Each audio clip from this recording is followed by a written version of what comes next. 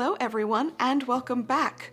This week I am going to be talking about a topic that comes up a lot in my regular daily life. I have been making historical shoes for 10 years at this point and regularly wearing them.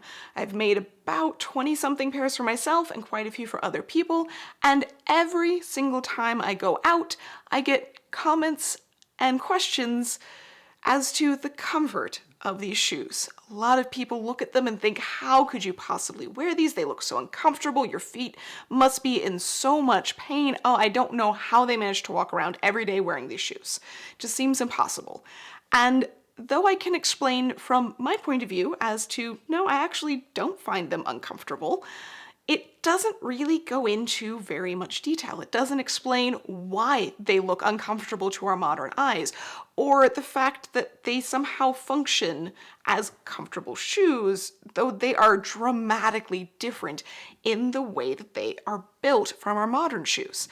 And basically what this is, like I said, they look very different. They look really uncomfortable to our modern standards, and we also have this concept that as history and technology moves forward, things get better. And we're still trying to perfect, in many ways, a comfortable shoe, which makes us assume that a comfortable shoe is an unobtainable thing in the past, that we are only just now getting to that point, that it must be something we have always worked at. But in reality, the way that they went about this is dramatically different than the way that we do today, just simply because of what we make shoes out of and how we make shoes. So what I wanted to do today was to talk not only about my personal experience, having worn these shoes very regularly, sometimes almost consistently for 10 years at this point, and basically understanding how I interact with these shoes, how I put them through wear and tear, how long do they last, how do I repair them, what do they actually feel like, how do they function, how do I make it around a modern house versus a historic one, all of those things, as well as looking at the historic side of this, because my experience is only one person's experience. It is a modern person's experience, so it's going to be dramatically different than a historic person's experience in their own time. And they wrote about this sort of thing a lot, especially in the 19th century, as managing to get things published was much easier, and the concern over shoe styles and foot health really hit a peak. And there is actually a surprising amount of discussion in the 19th century that heavily affects the way that we make shoes today. So let's first dive into that. And I'm going to start with one of the biggest and most famous, in a way, writings of the 19th century called Why the Shoe Pinches by Hermann Maier. This was originally written in German and was translated into English in 1856. Not only did people write about it at the time, in the book itself, in the translation, the person that translated this wrote an introduction at the beginning of the book that talks about why it is so important for more people to read this and know about it, but there were reviews of the book at the time it was released.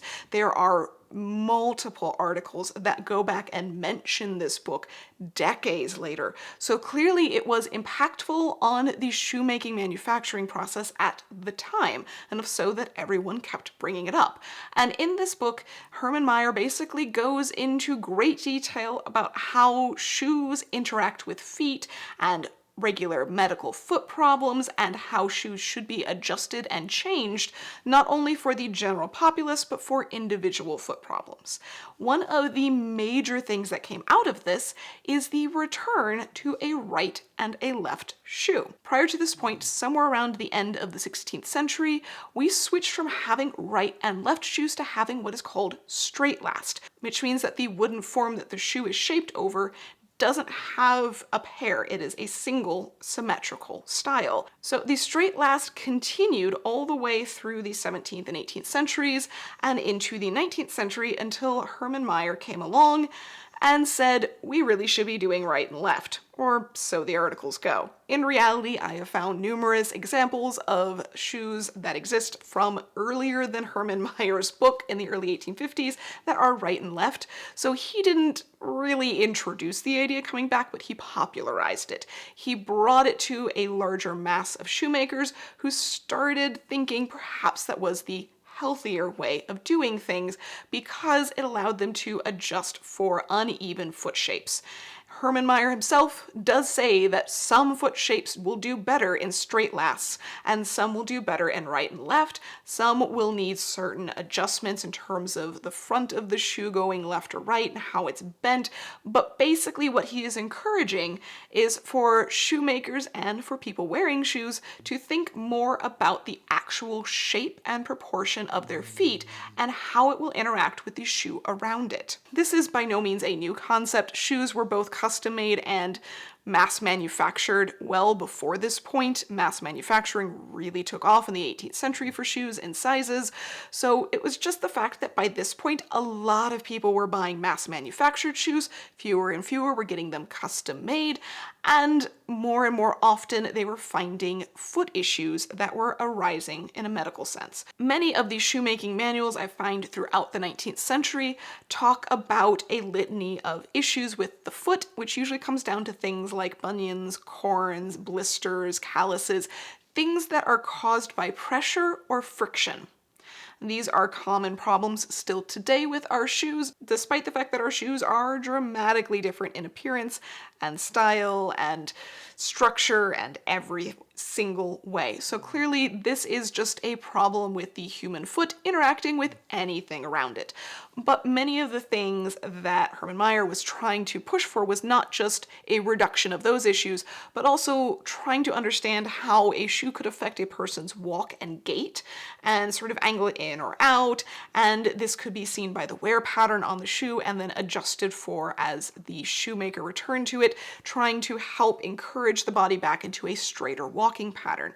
Because if someone's walking with an uneven gait or uneven stride, then they're going to be putting undue stress on the rest of their body. And that's where the big issue of foot health really comes in.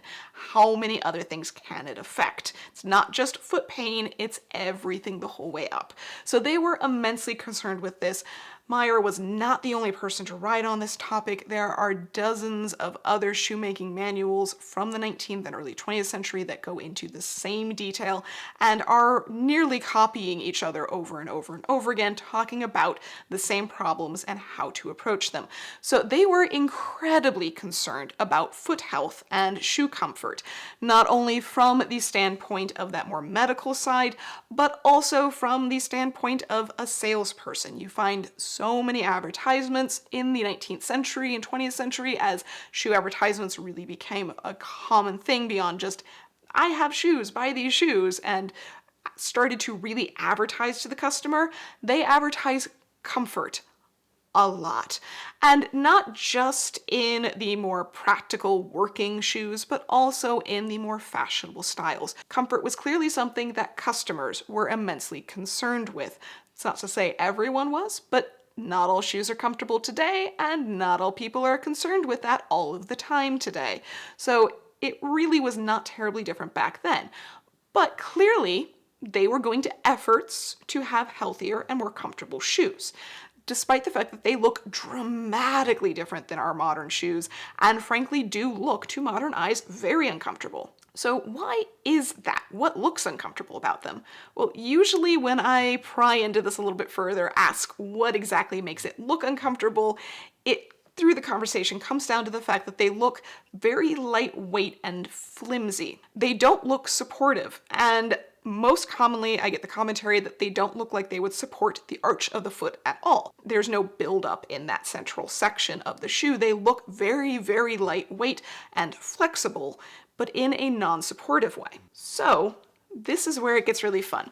There are 4 attributes that you're really going to notice on these shoes. That is the uppers, what the upper part is made out of, whether it's leather or fabric. And then you have the soles underneath, you have the heel, and you have the shank.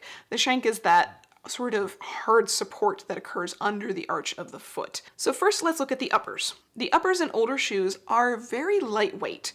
They are often out of nothing but a couple thin layers of fabric. Even men's shoes of the 19th century and further back are not super heavy leather unless they are heavy working shoes. So more fashionable shoes, even the everyday ones for walking around, can look incredibly lightweight. And almost all the shoes that I've made for myself fall under this category. They are usually just a couple layers of either very thin leather or very thin fabric, and you can literally see my foot inside of the shoe. You can see the outlines of my toes.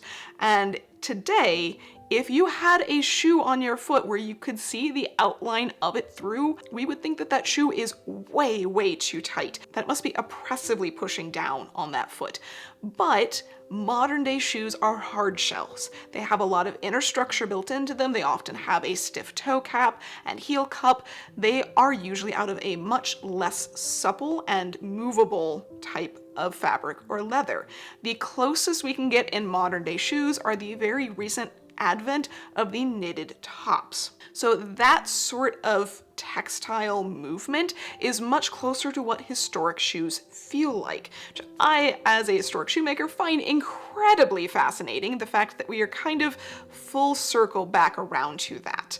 And I certainly have found some modern shoes that are much lighter weight leather and have fewer layers to them. It does happen, but for the vast majority of modern shoes, they are hard, stiff structures. That means that you need enough space for your foot to move around inside. Your foot cannot be compressed up against it. It's not going to give and move with your foot. It's going to resist, even after breaking in, which I have to admit, historic shoes, every single pair I've ever made, I did not need a breaking in period. Even the first day, I was fine. And by the end of the first day, it looked like my foot as much as it looked like a shoe. It molds really fast, which is something of note with those straight lasts. The moment you wear them, the very first day you wear them for just a couple of hours, they are right and left, and they cannot be exchanged. Every single documentation I've ever come across that seems to know anything about what they are doing says you cannot switch right and left, back and forth. The only document that I have personally seen that says you should is not from a shoemaker, it's not from a doctor, it's from a military person who's speaking during the late 18th century saying, well, if we had the soldiers switch their shoes back and forth, they wouldn't wear out as fast. That's a terrible idea. And from all the other records, no one seemed to listen to that because it is such a bad idea. It is going to be immensely uncomfortable, and that is how you end up with blisters and corns and all sorts of other issues. So don't do that. You just end up with a lovely pair of right and left shoes. But it's this lightweight upper that allows for that, and it allows it to be very closely fitted to the foot, and in fact, it has to be closely fitted to the foot. The very first pair of shoes I ever made, which was from around the 1770s style, was far too large for me.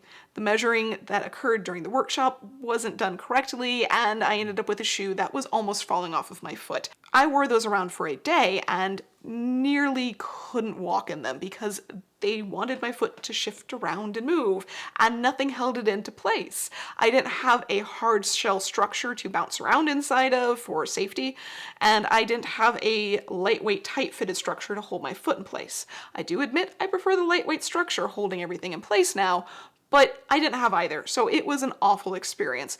And this really speaks to the fact that the shoes will always look smaller and tighter because they have to be close to your foot like a sock rather than around your foot like a hard shell of leather, or in most modern shoes, plastic.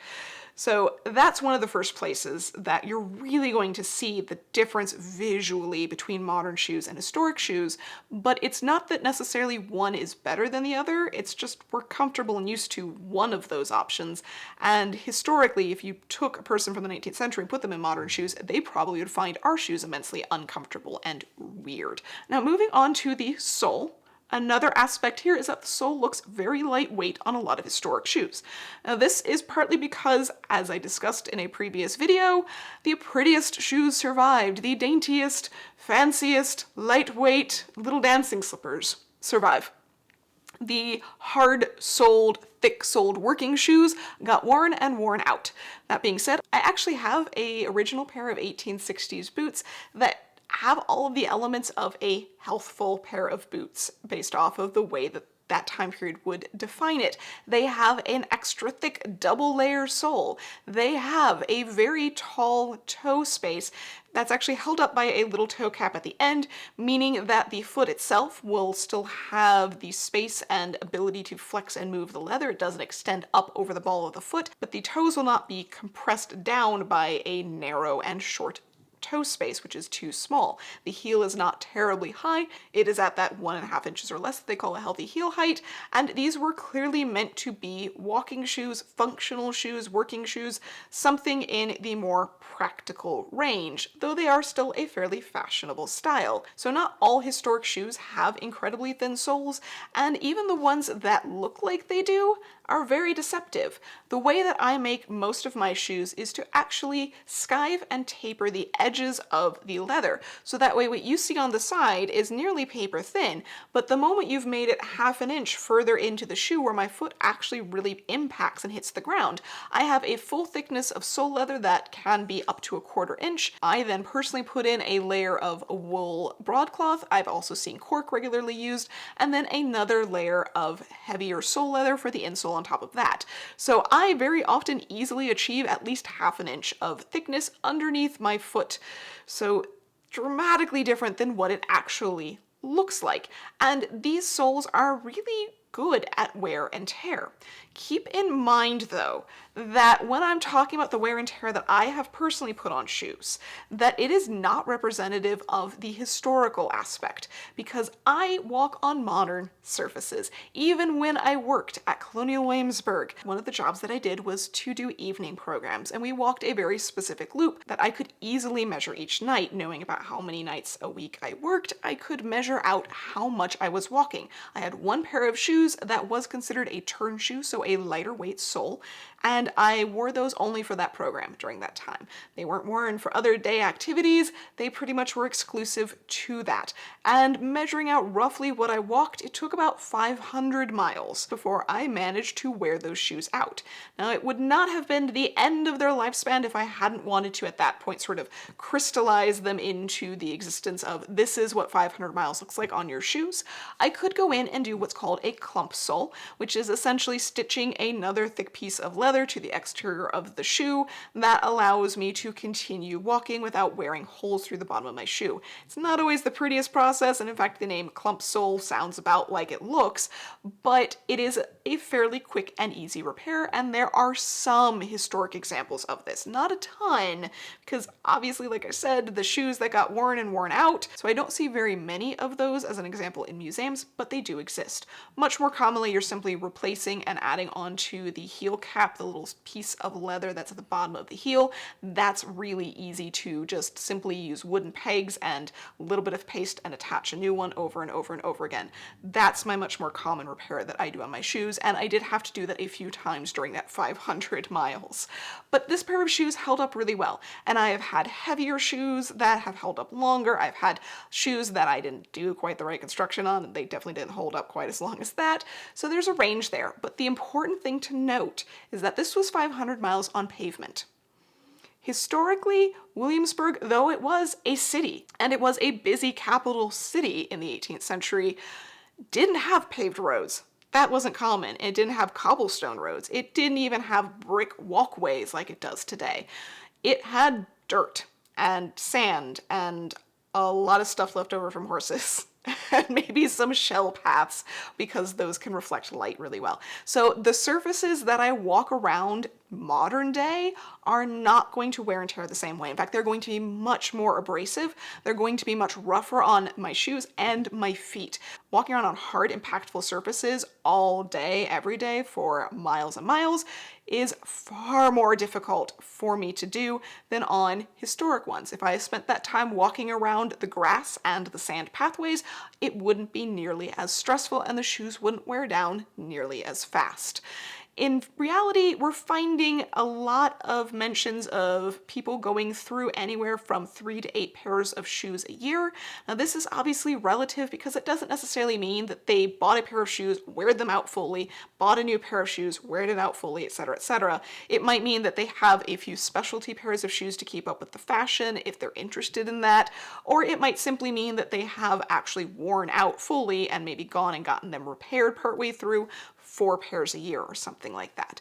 So it's not an easy, precise thing, no different than today asking someone how many pairs of shoes the average person purchases a year.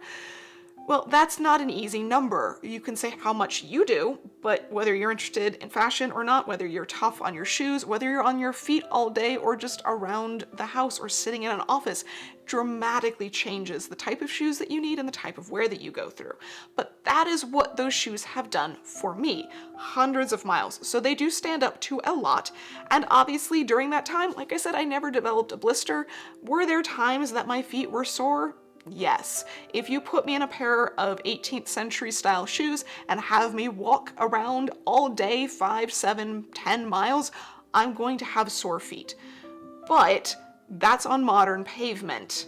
That's less because of the shoes and more because the shoes and the pavement don't interact well together. They're not meant to. Those shoes were never made for that. No different than I walk into a modern house and it does turn into a little bit more of a slip and slide process for me. Modern carpet and historical leather-soled shoes don't mix very well. Same thing when it comes to most other modern surfaces in the house. It's a little risky when it comes to the leather-soled historical shoes. It's much easier to navigate that in rubber soles because, frankly, those surfaces are meant for our modern shoes. They're expecting rubber-soled shoes. I walk into a historic building and I do far better walking along the rougher wooden surfaces, stone, or really low pile carpets. I don't have an issue. So no different than historic clothing does better in historic context, sitting on the same furniture, moving around the same spaces, but getting in and out of cars is going to inevitably be far more difficult because they never planned for that. They never expected that. So they didn't expect me to be walking on pavement all day or be walking around on modern shag carpet. The shoes are not always going to handle that as well, but they still do fairly well, all things considered. Moving on to the heels. Heels go in and out. They were in during the 17th and 18th centuries. They were out at the beginning of the 19th and came back in the 1850s and gradually got taller from there. Now, high heels in the mid-19th century are defined as anything that is 1.5 inches or over. That is considered a high heel, not just a heel. And there are definitely mentions in historic shoemaking manuals that a small heel, 1/4 inch, 1/2 inch or so, is healthy. It helps to elevate the foot slightly. It puts it in a comfortable, natural position and means that you're not going to get your foot quite as wet, which is something they were really concerned about. So heels do vary, and the taller the heel fashionably gets, the more often you will see alternatives to that for more practical, common shoes, as they're called in the 18th century, or just walking shoes or working shoes in the 19th century. So you're going to see a wide range of options for heel heights and types, some of which do look fairly unwalkable, especially in the 18th century, I will admit that. But again, those things survived for a reason. The ones that look impossible to walk on and are pristinely kept in a museum, shockingly might never have been walked on for that reason. So I've made lots of different heel shapes for 18th century and 19th century shoes for myself. I have found some that are easier to handle and manage than others, but again, that is walking on modern surfaces. One of the things I do really want to note, though, is when you look at shoes of the 18th century, the wooden heels that they're carving out extend very far under the foot. They don't just end abruptly underneath the heel, they continue well out under the arch of the foot to the point where the foot sort of falls down and away. They don't go all the way to the ground, but they go far enough that your arch is supported. I think this is important to note because the 18th century style of shoe is fairly open. This is the typical shoe. Do women's boots exist? Yes. Are they common? Very much no. It is very, very rare. So most women are wearing, even in their common working shoes, a shoe that doesn't go all the way up over the foot, especially as we get towards the end of the century and the buckle drops down lower, which means that there's not something hugging around the middle of your foot. Because interestingly enough, if you say look at the laced boots of the later 19th century, where they really hug onto the foot closely, It almost works, weirdly enough, like a suspension bridge, where because you have the whole thing grabbing onto the top of your foot and it's tightly fitted the whole way around your arch, and the waist portion of the sole, which is that middle area, is very narrow. It actually curves the upper part of the shoe under the arch of your foot and holds it gently into place like a nice little hug, holding that weight from the top of your foot. So when it hugs onto your foot like that, it's immensely supportive. But in the 18th century, shoes were a little bit more open than that, so having that extra arch support does help immensely. They don't need to build it out in the same way because still the shoe is snug to your foot. It's not loose, it is holding things into place. And in the 19th century, they do acknowledge the fact that some people have harder feet, some people have squishier feet. And especially for those that have looser tendons and a squishier disposition to their foot, will need extra support in order to keep from having issues with the arch and developing a flat foot. For them, that answer is not to build a hard structural arch in there because they think it's very important for the foot to be able to move and flex as it needs to.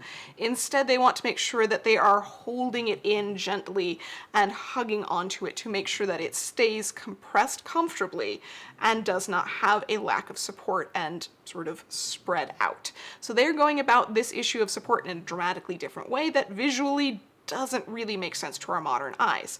But that arch support in the 18th century shoes is there, and when the heel returns in the 1850s, most of them do not have that curve to the front. Some have a little bit, but it doesn't extend very far, and some are completely flat fronted in the heel breast.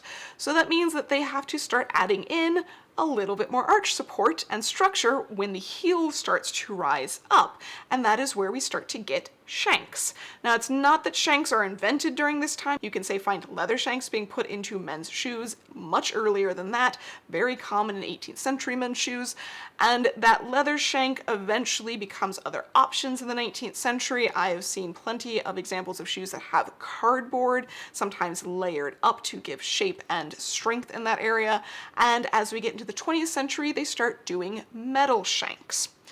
Now, all of these shank styles up through the early 20th century are still different than our modern ones because they don't extend under the ball of the foot. They stop at the lower part of that arch of the foot, just sometimes a little bit further than those 18th century heels do, because they want to, again, leave the flexibility for the joints of the foot when someone is walking.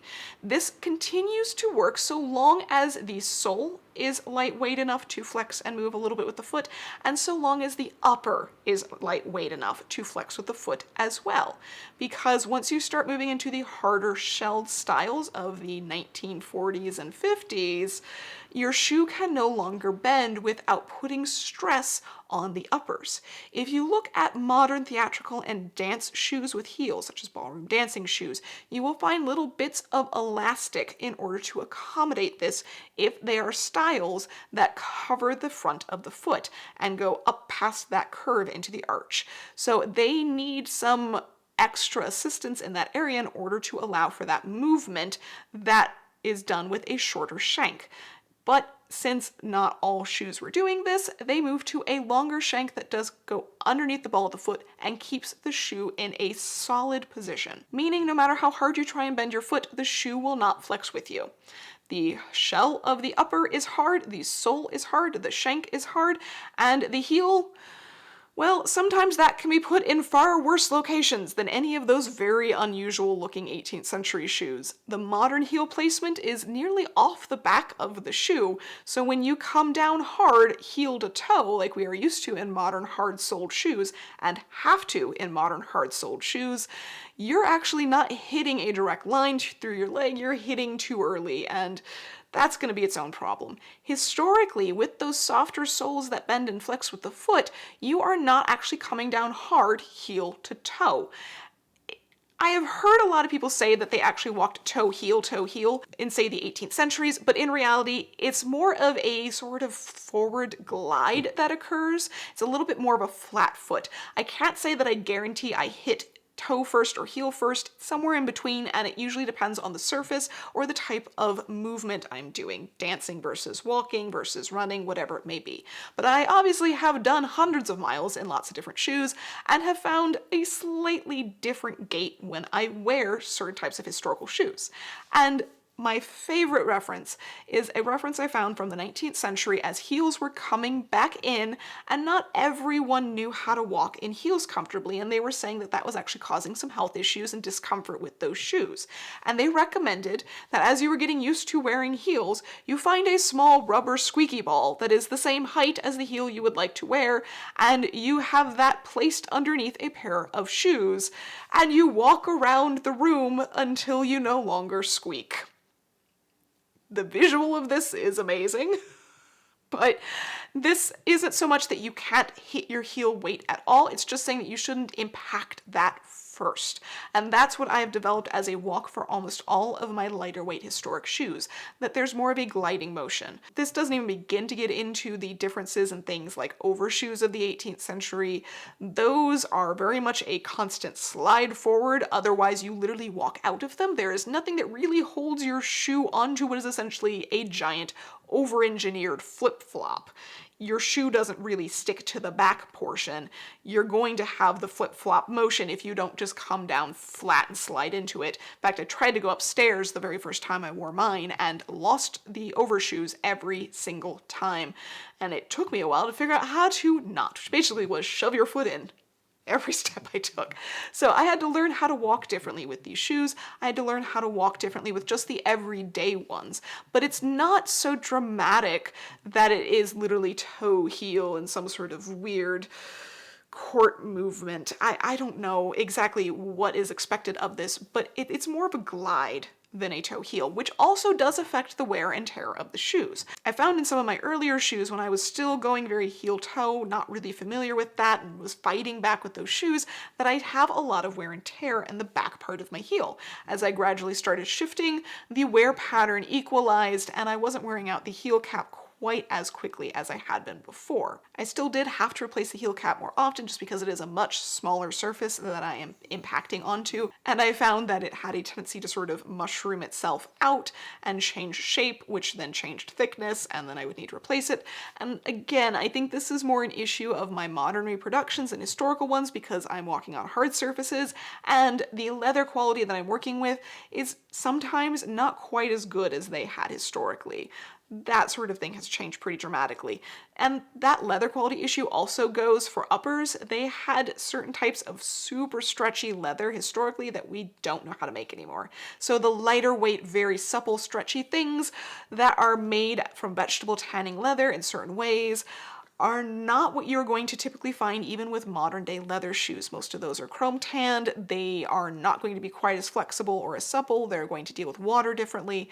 So there's going to be a lot of differences even between a historical shoe, a historical reproduction, and a modern shoe, whether it's even a historical style or just a modern style. But overall, the point here is that they are really comfortable. They're just different. And when you put them on for the very first time and walk around in them, it's a very different experience. It's a different movement, it's a different gait, and most of the time, even when you're working in a historic area, you're not going to be dealing with entirely historic surfaces or entirely historic functions. I'm still going to be getting in and out of a car and driving. I'm still going to be walking on cement and hard surfaces that I historically would not be. So it is a very dramatic difference in terms of what I'm expecting these shoes to do. And that's why it's all the more impressive to me when I'm able to put on a pair of brand new shoes and walk around a city for a week and have no issues. When I'm able to build a pair of 18th century shoes for someone who's never worn them before, and they're able to walk around on cement all day and still feel fairly comfortable at the end of the day. So the comfort level of these shoes is obviously relative to the person and the situation they're in, but historically they really considered what comfort meant to them and what comfort needed to be and what healthy needed to be. And they put a lot of effort into it, a lot of thought into it. They just go about it in a dramatically different way than we do today. We build up structure, we build out as much padding as possible, and we over-engineer, whereas they kept things light and snug to the foot and supportive in an entirely different way because they weren't walking on concrete every day. So as to answering the question, Are those shoes uncomfortable? No, they're just different. They have different considerations and different needs, different technologies and different processes. So I find them to be immensely comfortable. In fact, I find historic shoes, even on modern surfaces, more comfortable than the vast majority of my modern shoes. So I personally am going to continue to make as many for myself as possible to integrate into my modern wardrobe and wear every day. Because walking around New York City for a week in 1920s boots, that was comfortable. The one day I wore a modern pair of flats, I ended up with the blister. And that's my personal experience that I've had with both modern and historic shoes for the last 10 years and for thousands of miles of walking at this point, because I have worn out quite a few pairs of those shoes, which means that they probably have 500 to 1,000 miles walked into those soles, and I have never had a problem. Okay, where do you want to go? Oh, okay.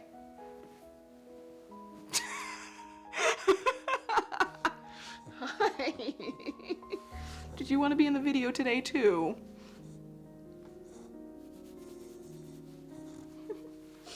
This is kind of inconvenient for continuity's sake.